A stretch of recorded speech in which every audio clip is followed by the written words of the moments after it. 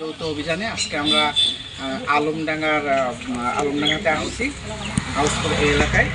এখানে একটা ice cream factory, lotus ice cream ফ্যাক্টরিতে আমরা এসে দেখি যে ওনার এখানে মানে ন্যূনতম যে লাইসেন্সগুলো থাকা লাগে, ট্রেড লাইসেন্স যেটা আছে গত বছরে শেষ হয়ে গেছে, এছাড়া ওনার কোনো লাইসেন্স নেই। একই সাথে উনি কিছু যে কেমিক্যালগুলো ইউজ করছে এটার কোনো অথেন্টিক কাগজ দেখাতে পারেনি, কিছু মেয়াদ উত্তীর্ণ, এবং ওনার এখানে যে রঙগুলা ব্যবহার করছে এগুলো আপনার পুরো ইন্ডাস্ট্রিয়াল রং। সব মশার বিরুদ্ধে সুরক্ষা দিতে এলো বসুন্ধরা এক্সট্রিম অ্যারোসল, মশার বিরুদ্ধে এক্সট্রিম সুরক্ষা। এবং এইগুলার কোনো কাগজ পাতি এবং এর যে প্যাকেটের যে নাম থাকে, যে ঠিকানা, কিছুই নেই।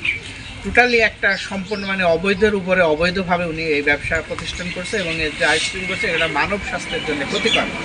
আমরা এই প্রতিষ্ঠানকে 50,000 টাকা জরিমানা করেছি। ওনার 7টা ফ্রিজ যে আইসক্রিম ছিল সব আমরা ডিস্ট্রয় করেছি এবং ওনাকে পরবর্তী লাইসেন্স উনি গ্রহণ ব্যতীত কোনো ব্যবসা পরিচালনা করতে পারবে না।